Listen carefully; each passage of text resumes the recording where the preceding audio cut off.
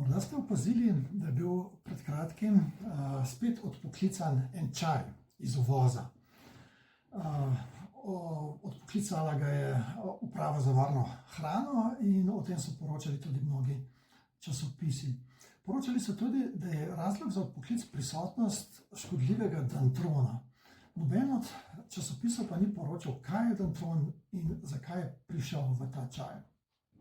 No, dantron je eno zastarelo zdravilo proti zaprtosti. Znano je, da je rakotvorno, tako da tudi ko se je uporabljala, se je bolj ali manj uporabljala samo pri nekih terminalnih bolnikih za preprečevanje zaprtosti, za omogočanje lažjega iztrebljanja.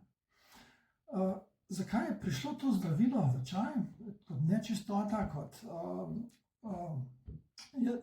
težko je točno vedeti, ampak jaz bi ugibal, sploh glede na predstavitev tega čaja, da je to nekako namiguje, da je to čaj za hujšanje, in če vam povzroči zmehča blato, da izprazni črevesje, lahko dejansko zelo hitro v nekaj dneh za nekaj kil shujšate, ampak to ni dejansko hujšanje, da bi se maščobno tkivo zmanjšalo, to je samo črevesna vsebina se zmanjšala.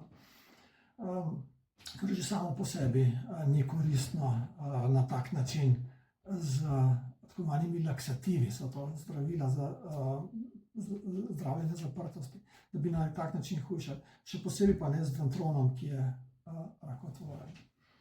Torej, tudi pri čajih je dobro, da jih kupujemo iz zanesljivih virov, iz preverjenih dobaviteljev, ki nam ne podtaknejo nekih sinteznih učinkovin, tudi takih škodljivih sinteznih učinkovin. Za več takih informacij obiščite naše tečaje fitoterapije, kjer se boste naučili delati z zdravilnimi rastlinami strokovno. O teh tečajih je vse napisano na naši spletni strani fitoterapija.si.